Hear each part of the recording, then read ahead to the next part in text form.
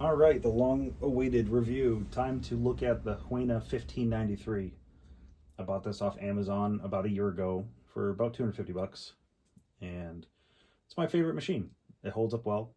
I think it has great scale, great power for what it is, which I would say is like a mid-tier hobby grade excavator. I think there's not enough reviews online that help people looking to get into the space. There's a lot of question marks. So hopefully I can answer all that for you today.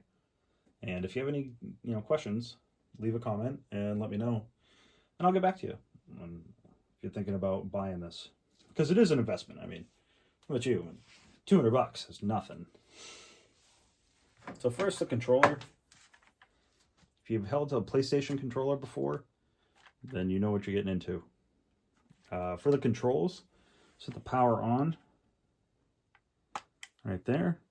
You get the power on the back of the excavator right there. I'll turn that sound off because I've never liked the sound. And I don't understand the blue and red. I mean, what am I? I'm a cop? I don't know. I turn that off too. And then your controls are pretty much all right here.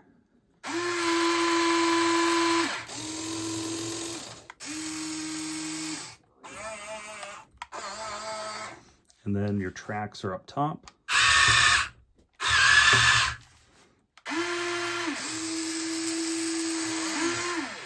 And that's it. I will say, it does take some getting used to running it.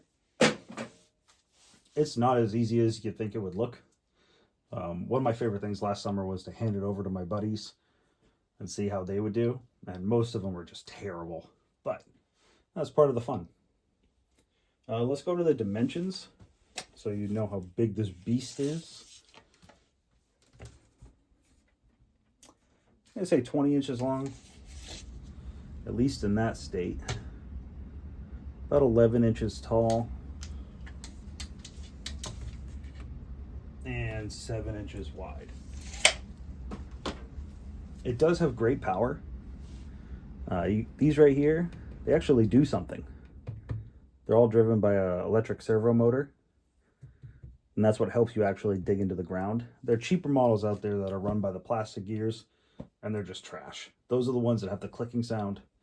If it clicks when you're using it, throw that thing right in the garbage, because it's never going to do what you want it to do out in the world. Getting a little closer, looking at the bucket.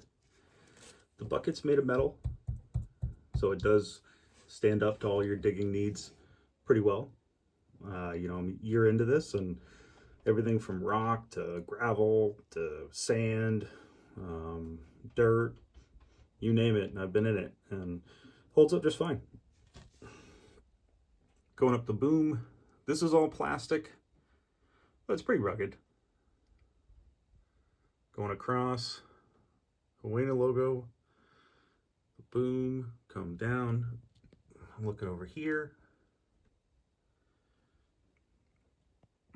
Nice detail on the cab. You can see inside the controls. I do want to take it apart and put someone in there. I think that would be kind of fun. And then you got the tracks. The rubber tracks. So they aren't metal, which I guess is just more of an aesthetic thing.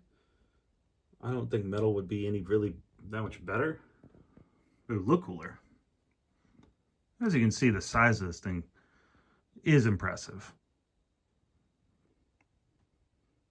Back here on the body is where they keep the battery. Just turn it. Charges with a USB, maybe like an hour or so. And it can run for about 40 minutes before you can feel it start to lose some power. More details on the back. So this excavator is actually based off of a rather large Volvo, which makes me want to paint it.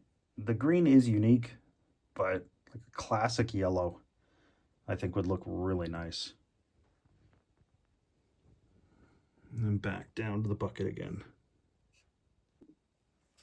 It wouldn't be right of me if I didn't show you the capabilities of the arm. So let's turn it on.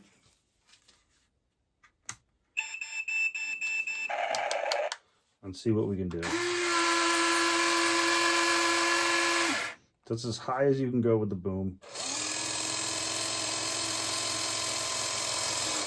Whew, out of camera. It's as much as you can reach in the sky. And actually, let's measure that. So you're about 15 inches up in the air.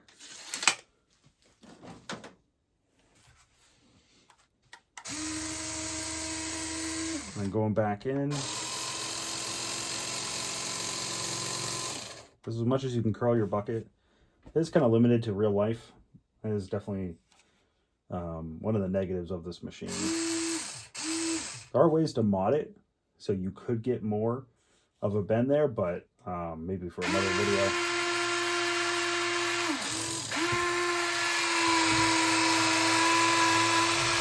As you can see, it has plenty of power to push itself up, to dig deep down. Like, it's no joke. This thing is the real deal.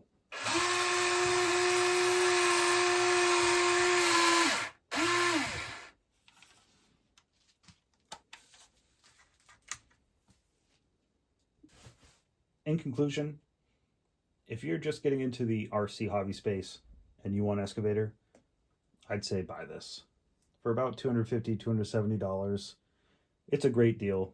It's not hydraulic, but it does have plenty of power behind it. It represents the model really well, and it can get the job done. I haven't run into much it can't do out there. Maybe like a really strong root it has some trouble with, but other than that, it's a good time. So again, if you have any questions, let me know. If I left anything out, I'll answer it for you if you're thinking about buying this. And don't forget to like, comment, and subscribe if you enjoyed this. If you're looking forward to more reviews, I have a ton more RCs to go through and talk about. So join me on this journey, and I'll catch you later.